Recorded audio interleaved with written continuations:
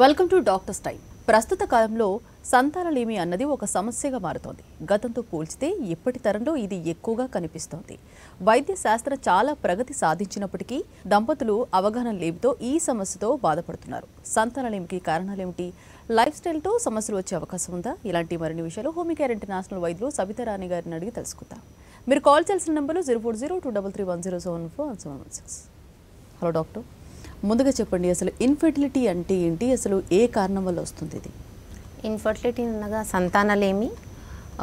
Married life 12 months అయినప్పటికీ, ఒకవేళ సంతానం ప్లానింగ్ చేసుకున్నప్పటికీ సంతానం కలగకపోవడం వల్ల ఈ ఇన్ఫర్టిలిటీ అనుకోవచ్చు. ఇక్కడ మెయిన్గా కాజెస్ వచ్చేసి చాలా రకాలు ఉంటాయి. అంటే primary and secondary causes. Primary causes వచ్చేసి maybe abnormalities in uterus, abnormalities in ovaries, congenital abnormalities అంటే పుట్టుకతో వచ్చినటువంటి సమస్యలు కానివ్వండి, లేదా గర్భంలో సెప్టేట్ యూట్రస్, లేదా కొంతమందికి ఈ సెప్టేట్ యూట్రస్ చాలా చిన్నదిగా ఉండడము, అలాగే కొంతమందికి ఓవరీస్లో ఉన్నటువంటి చేంజెస్ కానివ్వండి. సో ఇవి కాకుండా మెయిన్గా హార్మోనల్ ప్రాబ్లమ్స్, అంటే పిచ్యూటరీ హార్మోన్స్, ఎండోక్రైన్ హార్మోన్స్ సరిగ్గా రిలీజ్ కాకపోవటం, ఆర్ ప్రొలాక్టిన్ హార్మోన్స్ ఎక్కువగా ఉండటం, ఆండ్రోజన్స్ ఎక్కువగా ఉండడం, పీసీఓడి అంటే ట్యూబ్ బ్లాకేజ్ ఉండటం, లేదా కొంతమందిలో ఇన్ఫెక్షన్స్ కూడా వివిధ రకాలుగా ఉంటాయి. ఓవరీలో ఇన్ఫెక్షన్స్ ఉండవచ్చు.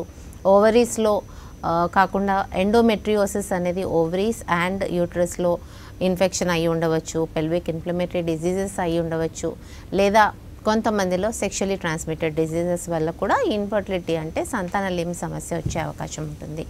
మెయిన్గా చాలామందిలో చూస్తున్నటువంటి సమస్య అయితే, అంటే ఈవెన్ ఆఫ్టర్ ఫస్ట్ ప్రెగ్నెన్సీ వచ్చిన తర్వాత కూడా కొంతమందిలో రిపీటెడ్గా అబార్షన్స్ కావటం.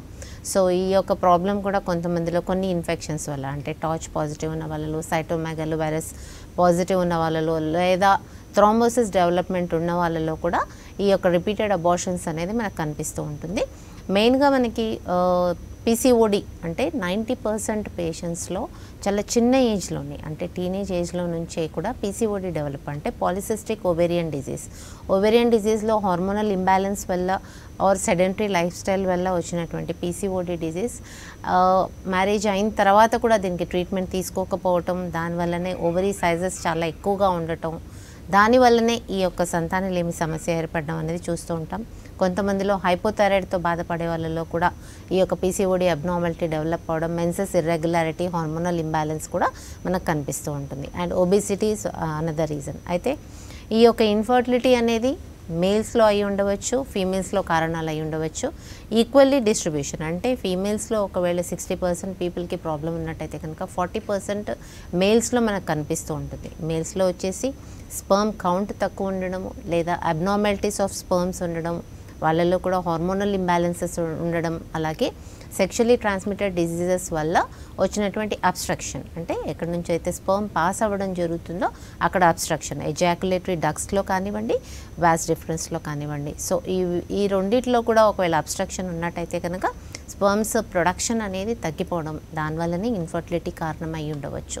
సో మేల్స్లో ఇతర కారణాలు వచ్చేసి వ్యారికోసీల్, హైడ్రోసీల్, లేదా పిచ్యూటరీ హార్మోన్స్ అబ్నార్మాలిటీస్. కొంతమందిలో ట్రీట్మెంట్ తీసుకునేటప్పుడు, అంటే రుమటైడ్ ఆర్థరైటిస్ కానివ్వండి, లేదా కొంతమందిలో కీమోథెరపీ తీసుకునే వాళ్ళలో కానివ్వండి, స్పర్మ్స్ ప్రొడక్షన్ అనేది పూర్తిగా తగ్గిపోవటం అనేది చూస్తూ ఉంటాం. సో ఈ యొక్క వేరే డ్రగ్స్ తీసుకోవడం వల్ల, లేదా కొంతమందిలో ఆల్కహాల్ డిపెండెన్స్ ఎక్కువగా ఉండడము, సిగరెట్ స్మోకింగ్, ఒబిసిటీ, ఈ 3 కారణాల వల్ల కూడా స్పర్మ్ ప్రొడక్షన్ అనేది తగ్గిపోయే అవకాశం ఉంటుంది.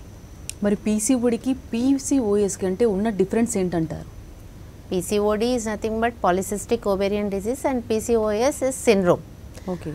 సిండ్రోమ్ అంటే వాళ్ళకి చాలా ఏళ్ళ నుంచి కూడా ఈ యొక్క ప్రాబ్లం ఉంటుంది. డిటెక్ట్ అవ్వడం కానివ్వండి, ట్రీట్మెంట్ తీసుకోవడం కానివ్వండి, డిలే చేయడం వల్ల సిండ్రోమ్ లాగా డెవలప్ అయిపోయే అవకాశం ఉంటుంది. అంటే నాట్ ఓన్లీ ఓవరీస్ పెద్దగా ఉండడమే కాకుండా దాని యొక్క కాంప్లికేషన్స్, అంటే ఇన్సులిన్ రెసిస్టెన్స్ పెరిగిపోవడం, బాడీలో ఒబెసిటీ డెవలప్ అవ్వడము, పాలిసిస్లు ఉండడం వల్ల, హార్మోనల్ ఇంబ్యాలెన్స్ ఉండడం వల్ల వాళ్ళకి యాక్నీ డెవలప్ అవ్వటము, హెయిర్ ఫాల్ అవ్వటం, అలాగే హైపోథైరాయిడ్ డెవలప్ అవ్వడం ఆఫ్టర్ పీసీఓడి, ఇవన్నీ. And after that diabetes, because insulin resistance తక్కువ ఉండటం వల్ల వాళ్ళకు డైరెక్ట్గా డయాబెటీస్ పీసీఓడి థర్డ్ స్టేజ్ తర్వాత డయాబెటీస్ వచ్చే అవకాశం ఎక్కువగా పేషెంట్స్లో వెరీ యంగర్ ఏజ్ గ్రూప్స్ అంటే ఫీమేల్స్లో పీసీఓడితో బాధపడే వాళ్ళలో థర్డ్ స్టేజ్ ఫోర్త్ స్టేజ్ దాటిన వాళ్ళలో డయాబెటీస్ డిటెక్ట్ అవ్వడం కూడా చూస్తూ ఉంటాం.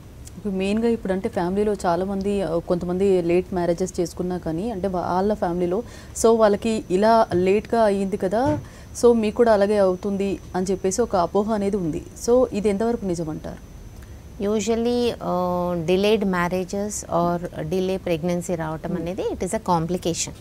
అక్కడ హార్మోనల్ అబ్నార్మాలిటీ ఉండడం వల్లనో లేదా వాళ్ళకు ఉన్నటువంటి ప్రాబ్లమ్స్ ఎనీవే 30+ ఉన్నటువంటి ప్రైమరీ ప్రెగ్నెన్సీ రిస్కీ ప్రెగ్నెన్సీగా దాన్ని తీసుకోవడం జరుగుతుంది అండ్ ట్రీట్మెంట్ కూడా దాని ప్రకారమే జరగడం జరుగుతుంది. బట్ ఎప్పుడైనా కానీ ఏఎంహెచ్ హార్మోన్ అనేది 20+ ఏజ్లోనే నార్మల్గా ఉంటుంది అండ్ ఓవరీ ఫాలికల్స్ అనేది క్వాలిటీ ఫాలికల్స్ అనేది మనకి 25 to 30 years లోపలే చాలా క్వాలిటీ ఫాలికల్స్ డెవలప్ అవ్వడం జరుగుతుంది.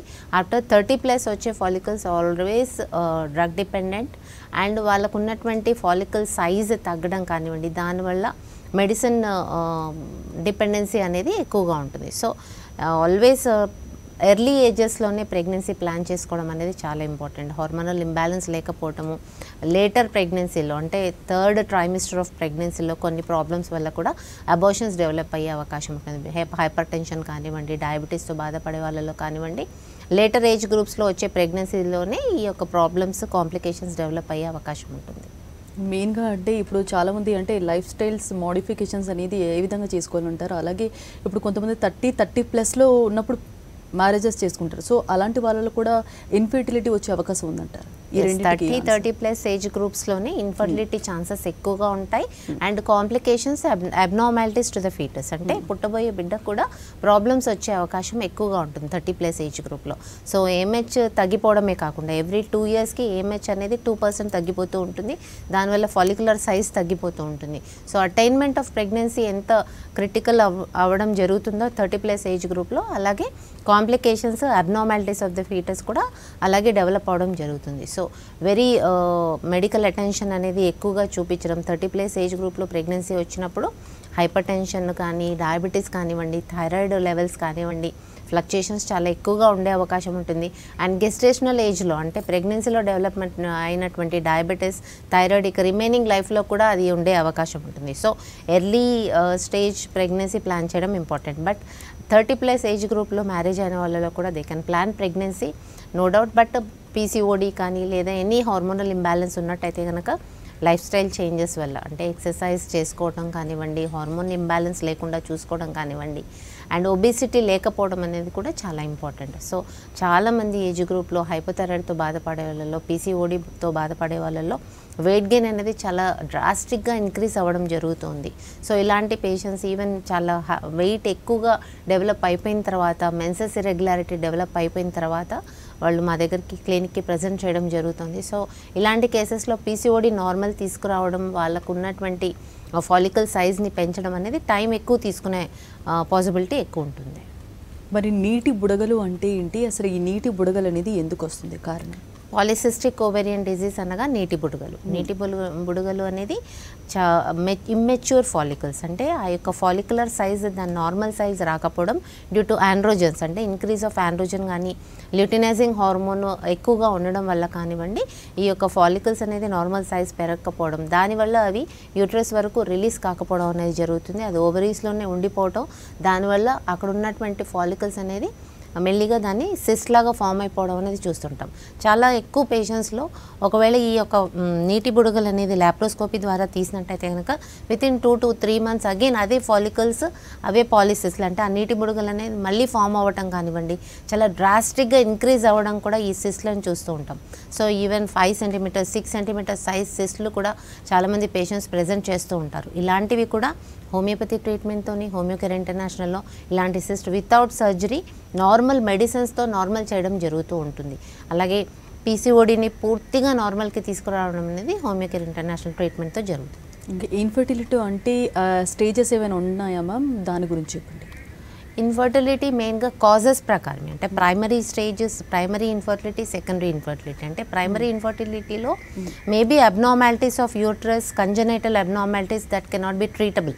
సో ప్రైమరీ ఇన్ఫర్టిలిటీ కాకుండా ఒకసారి ప్రెగ్నెన్సీ వచ్చినట్టయితే కనుక ఆ తర్వాత అబార్షన్స్ జరగడం, రిపీటెడ్ అబార్షన్స్ అనేది ఒకవేళ టార్చ్ పాజిటివ్ ఉన్నా కానీ లేదా థ్రోంబోటిక్ ప్రాబ్లమ్స్ ఉన్న వాళ్ళలో కానివ్వండి ఈ యొక్క ప్రాబ్లం ఉండే అవకాశం ఉంటుంది.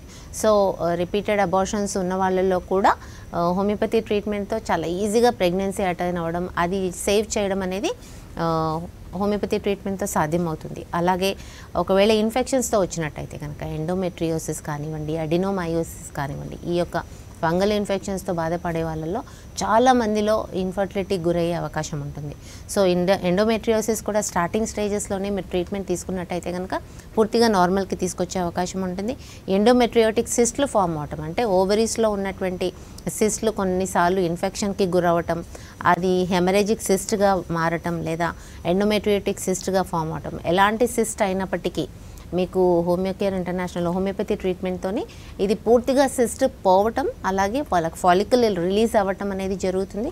ఆ ఫాలికల్ సైజ్ నార్మల్ తీసుకొచ్చి వాళ్ళకి ప్రెగ్నెన్సీ అటైన్ అయ్యేటట్టుగా మెడిసిన్స్ ఇవ్వడం జరుగుతుంది. అలాగే ఇన్ఫెక్షన్స్ అనేది పెల్విక్ ఇన్ఫ్లమేటరీ డిసీజ్ అంటే యూట్రస్లో కానివ్వండి లేదా వెజనల్ రీజన్లో కానివ్వండి, సిస్టైటిస్ ఉన్న వాళ్ళలో అంటే బ్లాడర్ ఇన్ఫెక్షన్స్ ఉన్న వాళ్ళలో కానివ్వండి, ఈ యొక్క ప్రెగ్నెన్సీ అటెస్ అలాగే సెక్షువల్లీ ట్రాన్స్మిటెడ్ డిజీజెస్ ఉన్న వాళ్ళలో కూడా హెపటైటిస్ ఇలాగా క్లమిడియా లేదా గొనోరియా ఇలాంటి ఇన్ఫెక్షన్స్ ఉన్న వాళ్ళలో లేదా కొంతమందికి past history of TB of uterus అలాంటి వాళ్ళలో కూడా ఈ యొక్క ఫైబ్రోటిక్ చేంజెస్ అనేది endometrial reason of uterus fibrotic changes అవ్వటం వల్ల కూడా ఇన్స్టలేషన్ అంటే వాళ్ళకు ప్రెగ్నెన్సీ అటైన్ అవ్వడం అనేది చాలా ఇబ్బందికరంగా ఉంటుంది. సో ఇలాంటి ఇన్ఫెక్షన్స్ అన్నీ కూడా ట్రీటబుల్ కేసెసే.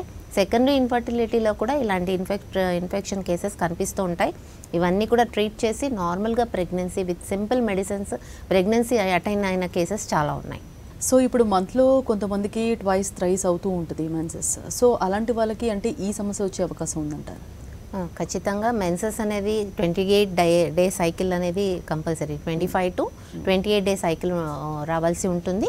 అప్పుడే మనకి 11th డే నుంచి 18th డే వరకు ఓవ్యులేషన్ జరుగుతుంది. అంటే ఫాలికల్స్ రిలీజ్ అయ్యే అవకాశం ఉంటుంది. ఆ యొక్క ఫాలికల్స్ రిలీజ్ అవుతేనే ప్రెగ్నెన్సీ అటైన్ అవ్వడం జరుగుతుంది. సో 2 times or 3 times వచ్చేటువంటిది యానోవ్యులేటరీ సైకిల్స్ అంటే అక్కడ ఫాలికల్స్ రిలీజ్ అవ్వట్లేదు, టోటల్లీ హార్మోనల్ ఇంబ్యాలెన్స్ ఉన్నట్టు. అక్కడ ఉన్నటువంటి ప్రాబ్లం ఏఎంహెచ్ లెవెల్స్ కానివ్వండి లేదా ఆండ్రోజన్స్, ల్యూటినైజింగ్ హార్మోన్ ఇలాంటి పరీక్షలు చేసి ఎందువల్ల ఇలా జరుగుతుంది అని దానికి ట్రీట్మెంట్ తీసుకోవడం జరుగుతుంది. అండ్ ఇర్రెగ్యులర్ మెన్స్ట్రువల్ సైకిల్ అనేది ఇన్ఫర్టిలిటీకి ప్రైమరీ కారణం. అండ్ ఇర్రెగ్యులర్ మెన్స్ట్రువల్ సైకిల్ ఉన్న వాళ్ళలో వివిధ రకాలు ఉంటాయి. నాట్ ఓన్లీ ఆండ్రోజన్స్, ఎల్హెచ్ పెరగడమే కాకుండా ప్రొలాక్టిన్ హార్మోన్ రైజ్ అవ్వడం కానివ్వండి, కొంతమందికి పిచ్యూటరీ ట్యూమర్స్ ఉండడం వల్ల కానివ్వండి ఇలాంటి యానోవ్యులేటరీ సైకిల్స్ వచ్చే అవకాశం ఉంటుంది. సో హైపోథైరాయిడిజంలో కూడా మెన్సెస్ ఇర్రెగ్యులారిటీ, యానోవ్యులేటరీ సైకిల్స్ కనిపిస్తూ ఉంటాయి. మరి ఐవీఎఫ్ అంటే ఏంటి, అసలు ఐవీఎఫ్లో అంటే సక్సెస్ రేట్ ఏ విధంగా ఉంటుంది, ఫెయిల్యూర్ కూడా ఎలా ఉంటుంది, అంటే అలాంటి కేసుకి అంటే హోమియోపతిలో ఎలాంటి ట్రీట్మెంట్ ఉంది? Usually IVF is in vitro fertilization. ఇక్కడ అంటే అన్యాచురల్గా అంటే ఎగ్ కానీ స్పర్మ్ కానీ పేరెంట్స్ దగ్గర నుంచి తీసుకొని ఎంబ్రియో ఫామ్ చేసి అది మళ్ళీ ఇన్స్టాల్ చేయడం జరుగుతుంది. సో ఇక్కడ మనకి మెయిన్గా ఓవ్యులేషన్ కానీ ఓవ్యులేటరీ ప్రాబ్లమ్స్ ఉన్న వాళ్ళలో కానివ్వండి, అలాగే స్పర్మ్ కౌంట్ తక్కువ ఉన్న వాళ్ళలో కానివ్వండి ఐవీఎఫ్కి వెళ్ళే అవకాశం ఉంటుంది. But success rate is 25%. ఇక్కడ ఐవీఎఫ్ సైకిల్స్ అనేది 3 to 6 సైకిల్స్ తీసుకున్నప్పటికీ ఫెయిల్ అయిన కేసెస్ మా క్లినిక్లో ప్రెజెంట్ అవుతూ ఉంటాయి. అలాంటి కేసెస్ కూడా సక్సెస్ రేట్ చాలా ఎక్కువగా ఉంది. సో ఇక్కడ మనకి ఓవ్యులేషన్ కానివ్వండి, స్పర్మ్ కౌంట్ తక్కువ ఉండడం వల్ల కానివ్వండి, లేదా స్పర్మ్ అబ్నార్మాలిటీస్ అంటే స్పర్మ్ ఫార్మేషన్లో అబ్నార్మాలిటీస్ ఉండడం కానివ్వండి, దానికి కారణం వల్లనే ఐవీఎఫ్లో కూడా ఫెయిల్ అయ్యే అవకాశం ఎక్కువగా ఉంటుంది. సో అన్యాచురల్గా తీసుకుంటున్నప్పటికీ ఫెయిల్ అయిన కేసెస్లో కూడా ఒకవేళ అన్నీ అంటే ఫాలికల్ సైజ్ చిన్నగా ఉండి స్పర్మ్ చిన్నగా ఉన్నట్టయితే కనుక మన మెడిసిన్స్తో నార్మల్ హోమియోపతిక్ మెడిసిన్స్తోనే ఇది నార్మల్కి తీసుకురావడము సక్సెస్ రేట్ అనేది మన దగ్గర ఈవెన్ ఐవీఎఫ్లో 6 to 7 times ఫెయిల్ అయిన కేసెస్ కూడా సక్సెస్ అయిన కేసెస్ మా దగ్గర చాలా ఉన్నాయి. మరి ఐయుఐ అంటే ఏంటి? This is artificial insemination. ఐయుఐలో ఇట్స్ ఓన్లీ మేల్స్ దగ్గర తీసుకున్నటువంటి సెమైనల్ ఫ్లూయిడ్ని ఆర్టిఫిషియల్గా ఇంజెక్ట్ చేయటం. సో ఇది ఐయుఐలో సక్సెస్ అయింది అంటే that is first to second సైకిల్లోనే సక్సెస్ అయ్యే అవకాశం ఉంటుంది. అండ్ ఇక్కడ వచ్చేసి మనకి ఇన్స్టలేషన్ ప్రాబ్లం అంటే ఎప్పుడైతే ఎంబ్రియో ఇన్స్టాల్ చేసిన తర్వాత లేదా ఇన్విట్రో ఆర్టిఫిషియల్ ఇన్సెమినైజేషన్ చేసిన తర్వాత కూడా ఒకవేళ ఇంప్లాంట్ అవ్వకపోతే అక్కడ ఇంప్లాంటింగ్ ప్రాబ్లం ఉన్నట్టు ఈజీగా తెలిసిపోతుంది. అక్కడ ఎండోమెట్రియోసిస్ కానివ్వండి లేదా యూట్రస్ టీబీ ఉన్న వాళ్ళల్లో కానివ్వండి సో ఇంప్లాంటేషన్ ప్రాబ్లం ఉండే అవకాశం ఉంటుంది.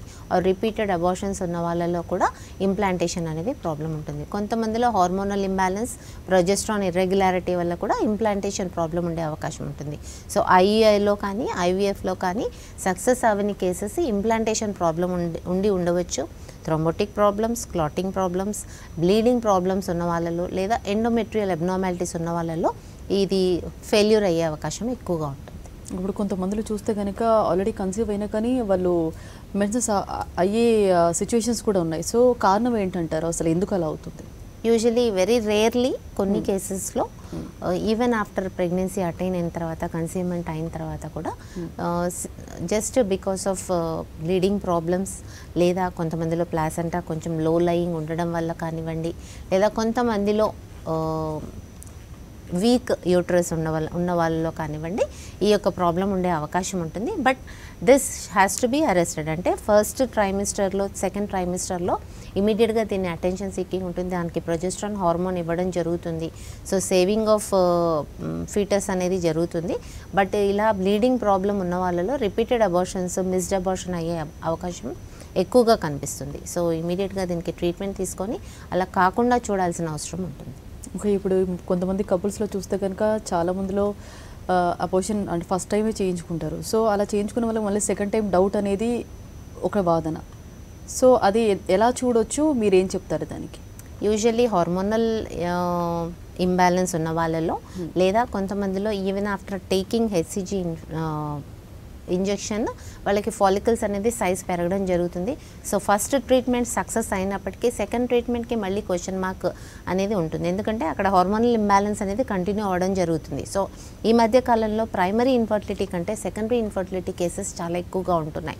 సో ఫస్ట్ సెషన్ సక్సెస్ అయినప్పటికీ సెకండ్ దాంట్లోకి వచ్చేసి అప్పటి వరకు ఒబిసిటీ డెవలప్ అయిపోవడం, హార్మోనల్ ఇంబ్యాలెన్సెస్ డెవలప్ అవ్వడము, అలాగే ఇన్ఫెక్షన్స్ డెవలప్ అవ్వడము, ఈ యొక్క ఇన్ఫెక్షన్స్ ఇంకా ఎక్కువగా సివియర్గా పెరగటం లేదా ఓవరీ సైజెస్ ఇంకా సైజెస్ పెరిగిపోవడం అనేది మన పేషెంట్స్లో చూస్తూ ఉంటాం. సో మీరు పీసీఓడి ఉన్నట్టయితే కనుక ప్రైమరీ ఇన్ఫర్టిలిటీ స్టేజ్లోనే ఒకవేళ మీరు హోమియోపతి ట్రీట్మెంట్ తీసుకున్నట్టయితే కనుక ఇది పూర్తిగా నార్మల్ వచ్చే అవకాశం ఉంటుంది. పీసీఓడి లేకుండా స్కానింగ్ని నార్మల్కి తీసుకొచ్చే అవకాశం ఉంటుంది. అలాగే ల్యూటినైజింగ్ హార్మోన్ కానివ్వండి, ఆండ్రోజన్స్ కానివ్వండి నార్మల్కి తీసుకొచ్చేస్తాం కనుక ఫస్ట్ ప్రెగ్నెన్సీ ఎలాగైతే సక్సెస్ అవుతుందో ఫర్ సెకండ్ ప్రెగ్నెన్సీకి ట్రీట్మెంట్ లేకుండానే ఒకవేళ హోమియోకేర్ ఇంటర్నేషనల్ కాన్స్టిట్యూషనల్ ట్రీట్మెంట్తో ఫస్ట్ ప్రెగ్నెన్సీ అటైన్ అయితే కనుక second pregnancy without any treatment they can attain the pregnancy. ఎందుకంటే అక్కడ ఆల్రెడీ మనకి ల్యూటినైజింగ్ హార్మోన్ కానివ్వండి, ఆండ్రోజన్స్ నార్మల్ వచ్చేసి ఉంటాయి కనుక పీసీఓడి కూడా నార్మల్ సైజెస్ ఆఫ్ ఓవరీస్ వచ్చేసి ఉంటాయి కనుక సో మళ్ళీ ట్రీట్మెంట్ తీసుకోవాల్సిన అవసరం ఉండదు. ఓన్లీ ఫస్ట్ సెషన్ ఆఫ్ ట్రీట్మెంట్లోనే సక్సెస్ కనిపిస్తుంది. వెరస్ ఐయుఐ తీసుకున్న వాళ్ళలో కానీ ఐవీఎఫ్ తీసుకున్న వాళ్ళలో అగైన్ ఫస్ట్ ప్రెగ్నెన్సీకి ఎలా అయితే ట్రీట్మెంట్ తీసుకున్నారో అగైన్ సెకండ్ ప్రెగ్నెన్సీకి ట్రీట్మెంట్ ఫెయిల్యూర్ అనేది ఎక్కువ కేసెస్లో చూస్తూ ఉంటాం. ఓకే అండి, ఫస్ట్ కాలర్ కూడా లైన్లో ఉన్నారు, శ్రీనివాస్ మహేశ్వరం నుంచి. హలో శ్రీనివాస్ గారు, మాట్లాడండి, మీ సమస్యను చెప్పండి. హలో శ్రీనివాస్ గారు, మాట్లాడండి, మీ సమస్యను చెప్పండి, డాక్టర్ గారు ఉన్నారు. రైట్, కాల్ డిస్కనెక్ట్ అయిపోయింది అనుకుంటాము. ఇప్పుడు మెయిన్గా చూస్తే కనుక ఇప్పుడు కొంతమంది కన్సీవ్ అయిన వాళ్ళలో కూడా థైరాయిడ్ తర్వాత అయినా వచ్చే అవకాశం ఉంటుంది. సో అలా వస్తే ఎలా ట్రీట్ చేస్తారు మీరు హోమియోపతిలో? యూజువల్లీ గెస్టేషనల్ హైపోథైరాయిడిజం కానీ గెస్టేషనల్ డయాబెటీస్ కానివ్వండి చాలా ఎక్కువ మందిలో చూస్తున్నాం. నవడేస్ లైఫ్ స్టైల్లో గెస్టేషనల్ ప్రాబ్లమ్స్ అంటే ఇక్కడ థైరాయిడ్ కానీ డయాబెటీస్ కానీ డిటెక్ట్ అవ్వడం కానివ్వండి లేదా అది కంటిన్యూ అవ్వడం కానీ కనిపిస్తుంది. గెస్టేషనల్లో వచ్చేటువంటి థైరాయిడ్ అబ్నార్మాలిటీ వచ్చేసి మనకి TSH లెవెల్స్ చాలా అబ్నార్మల్గా పెరిగిపోవడం, కంపల్సరీ అక్కడ సప్లిమెంటేషన్ ఆఫ్ థైరాయిడ్ హార్మోన్స్ అనేది జరుగుతుంది. But when you take homeopathy treatment మీకు మా యొక్క ట్రీట్మెంట్ ద్వారానే ఈ యొక్క థైరాయిడ్ హార్మోన్స్ నార్మల్కి తీసుకొచ్చే అవకాశం ఉంటుంది. అలాగే ఈవెన్ ఆఫ్టర్ గెస్టేషన్ ఒకవేళ అది కంటిన్యూ అయినట్టయితే కనుక ఇది నార్మల్కి తీసుకొచ్చే అవకాశం కూడా హోమియోపతి ట్రీట్మెంట్తో జరుగుతుంది. ఈవెన్ గెస్టేషనల్ డయాబెటీస్లో కూడా అలాగే జరుగుతుంది. 3rd ట్రైమిస్టర్లో 2nd ట్రైమిస్టర్లో కొంతమందికి డయాబెటీస్ డిటెక్ట్ అవ్వడం జరుగుతుంది. ఇలా డయాబెటీస్ గెస్టేషనల్ స్టేజ్లో కంటిన్యూ అవ్వడం కూడా జరుగుతుంది. ఆఫ్టర్ ప్రెగ్నెన్సీ ఆఫ్టర్ డెలివరీ కూడా ఈ యొక్క డయాబెటీస్ అనేది because of sedentary life style nowadays అలాగే ఒబిసిటీ వల్ల కూడా ఈ యొక్క ప్రాబ్లం కంటిన్యూ అయ్యే అవకాశం ఉంటుంది. రైట్. నెక్స్ట్ కాలర్కు లైన్లో ఉన్నారండి గోపాల్. హలో గోపాల్ గారు, మాట్లాడండి, మీ సమస్యను చెప్పండి. మీరు టీవీని మ్యూట్ చేయండి, మ్యూట్ చేసి మీ సమస్యను చెప్పండి, లేదా కాల్ డిస్కనెక్ట్ అయిపోతుంది. మాట్లాడండి. మేడం నా పేరు గోపాల్ మేడం. చెప్పండి గోపాల్. మేడం మా వయసు 40 మేడం. ఓకే. మా భార్య వయసు 33 మేడం. ఓకే మేడం ఇన్ని సంవత్సరాలుగా మేము ఇది పిల్లల కోసం ప్రయత్నం చేయలేదు మేడం, ఇది చేసాము. ఓకే. ఇప్పుడు జనవరి నుంచి ట్రై చేస్తున్నాం మేడం. ట్యూబ్ టెస్ట్ చేసినా నార్మల్ ఉంది madam. Okay. AMS hormones normal ఉన్నాయి. ఓకే. ఎవ్రీ మంత్ ఎఫ్ఎస్ చేస్తున్నాం, పాల్పల్ స్టడీ చేస్తున్నాం మేడం. ఓకే. ఎండోమెట్రియం 7 mm దాకా వస్తుంది. ఇది వచ్చేసి 20 అబోవ్ వస్తుంది మేడం. ఎక్సైజ్ కూడా. ఓకే. 15th డే చూసి హార్మోన్ ఇంజెక్షన్ ఇచ్చి రప్చర్ చేసి ఐయుఐ చేస్తున్నారు, కానీ ఐయుఐ ఫెయిల్యూర్ అవుతుంది మేడం. కారణాలు ఏంటి మేడం? అన్ని నార్మల్ గానే ఉన్నాయి మేడం. ఏఎంఎస్ హార్మోన్ కూడా యాంటీ ములేరియన్ హార్మోన్ టెస్ట్ కూడా చేయించాం మేడం. స్కానింగ్ లో కూడా అన్ని నార్మల్ గానే ఉన్నాం. ఏ టెస్ట్ చేయించినా నార్మల్ ఉంది. మీ రిపోర్ట్ ఎలా ఉంది? సెమెన్ అనాలిసిస్ ఎలా ఉంది? సెమెన్ అనాలిసిస్ నార్మల్ ఉంది మేడం. ఓకే. అబ్నార్మల్ స్పర్మ్స్ కానీ అలాంటివి ఏమైనా ఉన్నాయా? ఏమీ లేవు మేడం, అన్ని నార్మల్ ఉన్నాయి. ఓకే. మీరు మెడిసిన్ డిపెండెన్సీతోనే రప్చర్ చేయడం జరుగుతోంది అండ్ ఐయుఐ చేయాల్సిన అవసరం వస్తుంది అని చెప్తున్నారు మీరు. సో ఇక్కడ మెయిన్ ప్రాబ్లం వచ్చేసి రప్చర్ అనేది న్యాచురల్గా అవ్వాలి. సో మీ వైఫ్కి రప్చర్ చేయడానికి ఇంజెక్షన్ డిపెండెన్సీ అని చెప్తున్నారు. సో అది న్యాచురల్గా అయినట్టయితే కనుక న్యాచురల్గా ప్రెగ్నెన్సీ వచ్చే అవకాశం ఉంటుంది. మీరు హోమియోపతి ట్రీట్మెంట్ తీసుకోండి.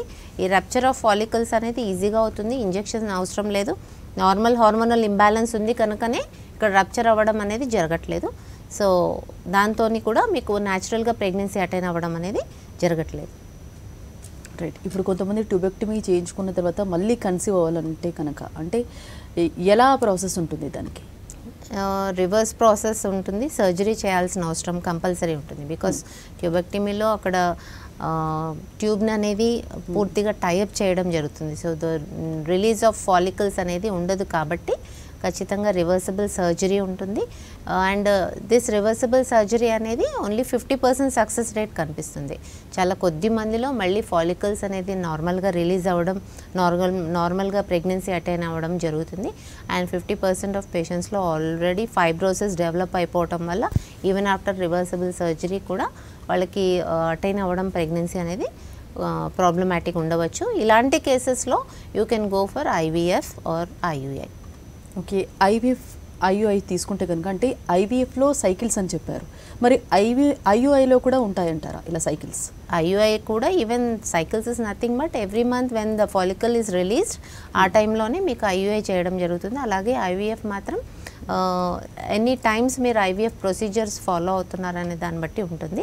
బట్ న్యాచురల్గా వచ్చేటువంటి ప్రెగ్నెన్సీ మనకి హోమియోపతి ట్రీట్మెంట్తోని, హోమియోకేర్ ఇంటర్నేషనల్ కాన్స్టిట్యూషనల్ ట్రీట్మెంట్తోని even after IVF failure success అనేది కనిపిస్తోంది పేషెంట్స్లో. ఓకే. ఇప్పుడు ఇన్ఫర్టిలిటీ చూసుకుంటే కనుక ప్రైమరీ సెకండరీ అనేది 2 ఉన్నాయి. సో ప్రైమరీ సెకండరీలో కూడా అంటే స్టేజెస్ ఏమైనా ఉన్నాయా? యూజువలీ ప్రైమరీ అనగా ఫస్ట్ టైం కూడా ప్రెగ్నెన్సీ రాకపోవడం, అప్పుడు ఆ కేసెస్ని ప్రైమరీ ఇన్ఫర్టిలిటీ అంటాము. ఒకసారి కూడా ప్రెగ్నెన్సీ రాకపోవడం లేదా అబార్షన్ కూడా, అంటే ప్రెగ్నెన్సీ వచ్చి ఒకసారి అబార్షన్ అయిన కేసెస్ కూడా మనం సెకండరీ ఇన్ఫర్టిలిటీగా తీసుకుంటాం. సో ఇక్కడ మనకి ఇంప్లాంటేషన్ ప్రాబ్లం ఉన్నప్పటికీ హార్మోనల్ రిలీజ్ అలాగే ఎగ్ రిలీజ్ ఇలాంటి ప్రాబ్లమ్స్ లేదా కంజెనిటల్ అబ్నార్మాలిటీస్ లేవు కాబట్టి దీన్ని ప్రైమరీ ఇన్ఫర్టిలిటీగా తీసుకుంటాం. అలాగే సెకండరీ ఇన్ఫర్టిలిటీ అనేది ఒకసారి ప్రెగ్నెన్సీ వచ్చిన తర్వాత తర్వాత అబార్షన్ అయినప్పటికీ దాని సెకండరీ ఇన్ఫర్టిలిటీ. వేరస్ సెకండరీ ఇన్ఫర్టిలిటీలో ఎక్కువగా ఇన్ఫెక్షన్ కేసెస్ అంటే sedentary life style, obesity, hormonal imbalance and infections. Hormonal ఇంబ్యాలెన్స్లో వచ్చేసి సెకండరీ ఇన్ఫర్టిలిటీ కాబట్టి మేబీ తర్వాత డెవలప్ అయినటువంటి పిట్యూటరీ ట్యూమర్స్ అయి ఉండవచ్చు, లేదా కొంతమందిలో PCOD due to obesity or hypothyroid advance స్టేజ్లో ఉండడం వల్ల కూడా ఈ యొక్క మెన్సెస్ ఇర్రెగ్యులారిటీ రావడము, అలాగే పీసీఓడి డెవలప్ అవ్వటము, అలాగే కొంతమందిలో మెన్సెస్ ఇర్రెగ్యులర్ ఉండడం వల్ల ఒబిసిటీ డెవలప్ అవ్వటము, ఇలాంటివన్నీ కూడా మనకు సెకండరీ ఇన్ఫర్టిలిటీలో ఎక్కువగా కనిపిస్తుంటాయి. అలాగే ఇన్ఫెక్షన్స్ కేసెస్ అంటే పిఐడి, పెల్విక్ ఇన్ఫ్లమేటరీ డిజీజ్ కానీ ఎండోమెట్రియోసిస్ కానీ లేటెస్ట్ స్టేజెస్లో డెవలప్ అవుతాయి కాబట్టి సెకండరీ ఇన్ఫర్టిలిటీలో కనిపిస్తూ ఉంటాయి. ఇన్ఫర్టిలిటీ గురించి అలాగే పీసీఓడి గురించి చాలా డీటెయిల్గా చెప్పారండి. Thank you so much. ఇది వాటి doctors time. Stay tuned to Sakshi.